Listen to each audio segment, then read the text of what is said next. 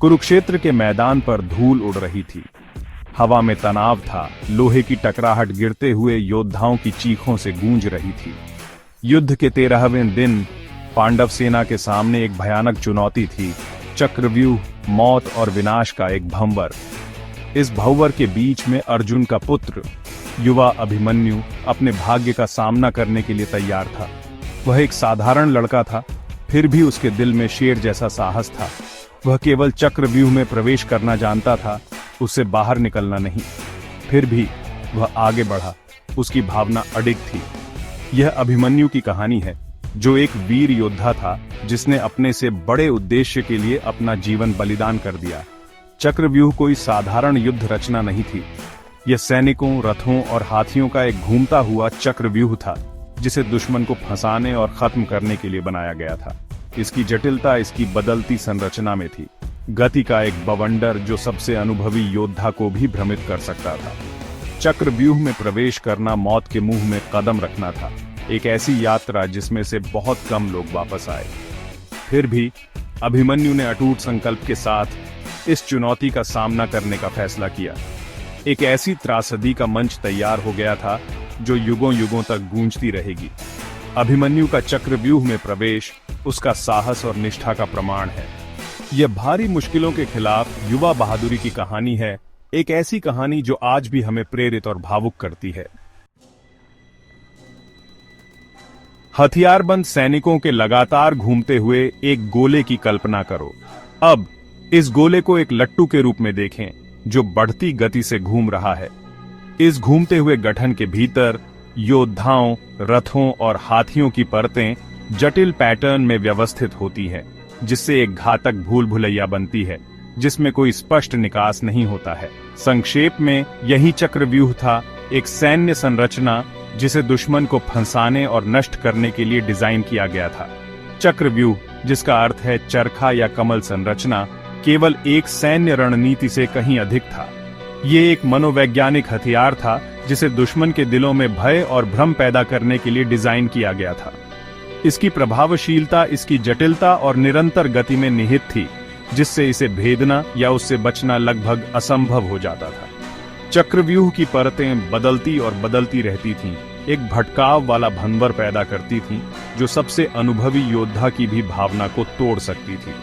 अप्रशिक्षित आंखों के लिए चक्रव्यूह सैनिकों की एक अभेद्य दीवार, अराजकता और नरसंहार के एक घूमते हुए द्रव्यमान के रूप में दिखाई देता था। लेकिन इसके जटिल आंदोलनों के भीतर एक पैटर्न था, एक रहस्य जो केवल कुछ चुनिंदा लोगों को ही पता था। चक्रव्यूह में महारत हासिल करना युद्ध की कला में महारत हासिल करना था। युद्ध के उतार चढ़ाव को नियंत्रित करना जैसे कोई उस्ताद विनाश की सिम्फनी का संचालन करता है। चक्रव्यूह का अभिमन्यु का ज्ञान एक दुखद विरासत थी, उसके पिता का एक उपहार, जिसने अंततः उसके भाग्य का फैसला किया। अपनी मां के गर्भ में रहते हुए अभिमन्यु ने ध्यान से सुना था जब अर्जुन, महान धनुर्धर, ने अपनी पत्नी सुभद्रा को इस घातक संरचना की पेचीदगियों का वर्णन किया था। ये एक पिता के गर्व और एक योद्धा के ज्ञान के साथ बताई गई कहानी थी, युद्ध के मैदान में रणनीति और कौशल की कहानी। जैसे ही अर्जुन बोले, अजन्मे अभिमन्यु ने हर शब्द को आत्मसात कर लिया। उसके युवा मन ने गठन की जटिलताओं को समझ लिया। हालांकि भाग्य ने एक क्रूर मोड़ लिया था। जैसे ही अर्जुन समझा रहे थे कि चक्रव्यूह से कैसे बाहर निकलना है, सुभद्रा नींद के आगोश में आ गई। भूल भुलैया से बचने का महत्वपूर्ण ज्ञान अनकहा रह गया, जिससे अभिमन्यु के पास कहानी का आधा हिस्सा ही रह गया। उन्हें कम ही पता था कि इस अधूरे पाठ के गंभीर परिणाम होंगे। घटनाओं की एक श्रृंखला शुरू होगी, जिससे त्रासदी होगी। अभिमन्यु चक्रव्यूह में प्रवेश करने के ज्ञान से लैस, लेकिन इससे कैसे बचना है, इस बात से अनजान, युद्ध के मैदान में अपने भाग्य का सामना करेगा। भाग्य की अनिश्चित प्रकृति और उसके अधूरे ज्ञान की दुखद विडंबना का प्रमाण। जैसे ही कुरुक्षेत्र युद्ध का 13वां दिन शुरू हुआ, हवा में एक भयावहता का आभास था। पांडवों के सबसे महान योद्धा और अभिमन्यु के पिता अर्जुन को कौरवों द्वारा तैयार की गई एक चालाक रणनीति द्वारा मुख्य युद्ध के मैदान से दूर ले जाया गया। ये मानते हुए कि यह एक महत्वपूर्ण लड़ाई थी, अर्जुन अपने दुर्जय भाई भीम के साथ युद्ध के मैदान के एक दूर के हिस्से में खींचा गया, जहां से चक्रव्यूह तैनात किया जाएगा। कौरवों द्वारा किया गया यह सामरिक युद्धाभ्यास युद्ध में एक महत्वपूर्ण मोड़ था। अर्जुन के साथ एकमात्र योद्धा जो चक्रव्यूह का मुकाबला करना जानता था, तस्वीर से बाहर अभिमन्यु के दुखद भाग्य का मंच तैयार हो गया था। कौरवों ने अभिमन्यु के गठन के आंशिक ज्ञान के बारे में जानते हुए स्थिति का फायदा उठाने का अवसर देखा। अर्जुन, एक योद्धा जो अपनी रणनीतिक प्रतिभा और युद्ध कौशल के लिए प्रसिद्ध था, की अनुपस्थिति ने पांडव सेना में एक शून्य पैदा कर दिया, एक शून्य जिसके विनाशकारी परिणाम होंगे।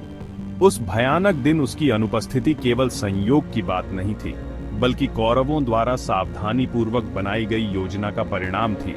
एक ऐसी योजना जो युद्ध के दौरान बदल जाएगी और अभिमन्यु के भाग्य का फैसला करेगी।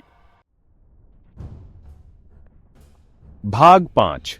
चक्रवात में फंसे पांडवों का बेताब संघर्ष। अभिमन्यु को चक्रव्यूह के घूमते हुए भंवर में फंसा हुआ देखकर पांडव सेना में खलबली मच गई। उनके चिंता और प्रोत्साहन के रोने युद्ध के शोर में डूब गए, क्योंकि उन्होंने कौरव रैंकों को तोड़कर अपने प्यारे राजकुमार तक पहुंचने की पूरी कोशिश की। भीम, युधिष्ठिर, नकुल और सहदेव, जो अपने आप में एक अनुभवी योद्धा थे, खुद को लगातार बदलते गठन में घुसने में असमर्थ पाया। चालाक द्रोण के नेतृत्व में कौरवों ने इस कदम का अनुमान लगाया था। उन्होंने चक्रव्यूह के चारों ओर एक सुरक्षात्मक घेरा बना लिया, पांडवों के तोड़ने के हर प्रयास को विफल कर दिया। प्रत्येक अग्रिम का सामना भयंकर प्रतिरोध से हुआ, प्रत्येक प्रहार का मुकाबला समान बल से हुआ। युद्ध का मैदान टकराते हुए स्टील, उड़ते हुए तीरों और रथों के गड़गड़ाहट का एक अराजक बवंडर बन गया। अपने बहादुर प्रयासों के बावजूद पांडव समय पर अभिमन्यु तक नहीं पहुंच सके। चक्रव्यूह मौत और विनाश का एक घूमता हुआ द्रव्यमान युवा योद्धा पर अपनी पकड़ मजबूत करता गया। हर पल के साथ आशा कम होती गई, क्योंकि अभिमन्यु भारी बाधाओं के खिलाफ बहादुरी से लड़ता रहा। निश्चित कयामत के सामने भी उसका साहस चमक रहा था। भाग 6। भाग्य की साजिश। पांडवों के कार्यों पर सवाल उठाना सदियों बाद भी अभिमन्यु की मृत्यु बहस और अटकलों को जन्म देती रहती है। क्या उसका दुखद अंत अप्रत्याशित परिस्थितियों का परिणाम था या कोई और जटिल सच्चाई थी? यह सवाल कि क्या पांडव, विशेष रूप से युधिष्ठिर, अभिमन्यु को बचाने के लिए और कुछ कर सकते थे, बहुत चर्चा का विषय बना हुआ है। कुछ का मानना है कि धर्म के प्रति अपनी अटूट निष्ठा के लिए जाने जाने वाले युधिष्ठिर उस दिन पहले किए गए एक व्रत को तोड़ने से हिचकिचा सकते थे, एक ऐसा व्रत जिसने उन्हें अप्रत्यक्ष रूप से चक्रव्यूह में प्रवेश करने से रोका था। ये व्याख्या एक ऐसे नेता की तस्वीर पेश करती है जो अपने कर्तव्य और अपने परिजनों के प्रति अपने प्रेम के बीच फटा हुआ है। एक ऐसी दुविधा जो युद्ध की जटिलताओं और सबसे धर्मी व्यक्तियों पर भी इसके प्रभाव को उजागर करती है। दूसरों का तर्क है कि पांडव अपने सर्वोत्तम प्रयासों के बावजूद कौरवों की रणनीतिक प्रतिभा से आगे निकल गए थे। कौरवों, विशेष रूप से द्रोण और जयद्रथ ने अपने हमले की सावधानी पूर्वक योजना बनाई थी, पांडवों के हर कदम का अनुमान लगाया और उसका मुकाबला किया। यह दृष्टिकोण युद्ध की अप्रत्याशित प्रकृति और इसके परिणाम को आकार देने में रणनीति और चालाकी की भूमिका पर जोर देता है। चाहे भाग्य का परिणाम हो या दुर्भाग्यपूर्ण फैसलों की एक श्रृंखला, अभिमन्यु की मृत्यु युद्ध की मानवीय कीमत और इससे उत्पन्न होने वाली नैतिक दुविधाओं की मार्मिक याद दिलाती है। यह हमें नेतृत्व, बलिदान और कर्तव्य और प्रेम के बीच अक्सर धुंधली रेखाओं के बारे में असहज सवालों का सामना करने के लिए मजबूर करता है। भाग 7। जयद्रथ का प्रकोप, एक वरदान जिसने अभिमन्यु के भाग्य का फैसला किया। अभिमन्यु की मृत्यु की त्रासदी सिंधु के राजा जयद्रथ और पांडवों के खिलाफ उसके व्यक्तिगत प्रतिशोध की कहानी से जुड़ी हुई है। जयद्रथ, जिसे अतीत में पांडवों ने अपमानित किया था, को भगवान शिव ने वरदान दिया था। इस वरदान ने उसे एक दिन के लिए अजय बना दिया। एक दिन उसने कुरुक्षेत्र के युद्ध के मैदान में पांडवों पर अपना प्रकोप अनलीस्ट करने का फैसला किया। एक दुर्जय बाधा के रूप में खड़े होकर जयद्रथ ने पांडवों का रास्ता रोक दिया जिससे वे चक्रव्यूह में फंसे अभिमन्यु तक नहीं पहुंच सके। शिव के वरदान से लैस वह अविश्वसनीय क्रूरता से लड़ा, हर हमले को आसानी से विफल कर दिया। उस दिन युद्ध के मैदान में उसकी उपस्थिति भाग्य का एक क्रूर मोड़ था, उसकी व्यक्तिगत दुश्मनी की अभिव्यक्ति जिसके दूरगामी परिणाम होंगे। महाभारत में जयद्रथ की भूमिका वरदान और श्राप की शक्ति को उजागर करती है और कैसे व्यक्तिगत प्रतिशोध महानतम युद्धों के दौरान भी प्रभावित कर सकते हैं। उस भयानक दिन उसके कार्यों ने अभिमन्यु के भाग्य का फैसला किया, युवा योद्धा के निधन में त्रासदी की एक और परत जोड़ दी और पांडवों की बदला लेने की प्यास को बढ़ा दिया। भाग 8। धर्म के लिए बलिदान, अभिमन्यु की मृत्यु के निहितार्थ। अभिमन्यु एक युवा योद्धा जो वादे से भरा था कि मृत्यु ने पांडव सेना और महाभारत के ताने बाने दोनों को झकझोर कर रख दिया। उनका बलिदान जबकि त्रासदी में डूबा हुआ था, युद्ध में एक महत्वपूर्ण मोड़ बन गया, एक उत्प्रेरक जिसने पांडव रैंकों के भीतर दुख, क्रोध और अटूट संकल्प की आग को प्रज्वलित किया। अर्जुन ने अपने बेटे के दुखद अंत के बारे में जानने पर अभिमन्यु की मौत का बदला लेने के लिए एक भयानक शपथ ली। अगले दिन सूर्य अस्त होने से पहले जयद्रथ को मारने की कसम खाई।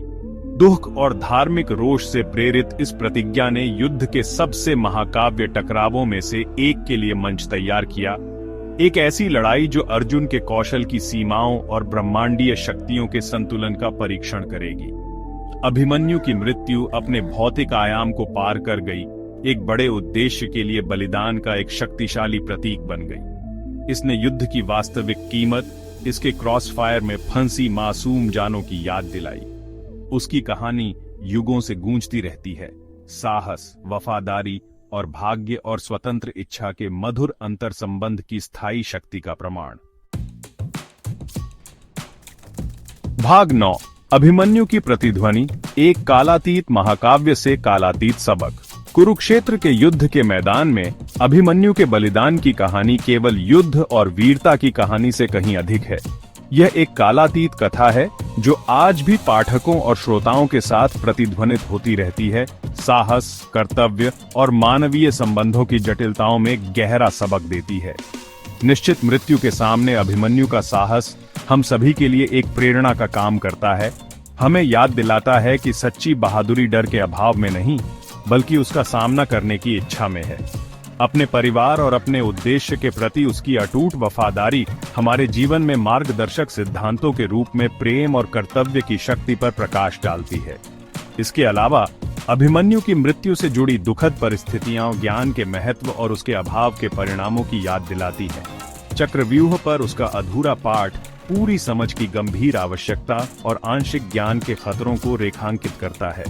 अंत में अभिमन्यु की कहानी हमें अपने स्वयं के मूल्यों की जांच करने, हमारे द्वारा किए गए विकल्पों पर विचार करने और अक्सर अंधेरे में डूबी दुनिया में साहस, बलिदान और धर्म की खोज की स्थायी शक्ति को पहचानने के लिए चुनौती देती है। उसकी विरासत हमें एक बेहतर दुनिया के लिए प्रयास करने के लिए प्रेरित करती रहती है, एक ऐसी दुनिया जहां इस तरह के बलिदान अब आवश्यक नहीं है और जहां उसकी बहादुरी की गूंज आने वाली पीढ़ियों के दिलों में गूंजती रहे।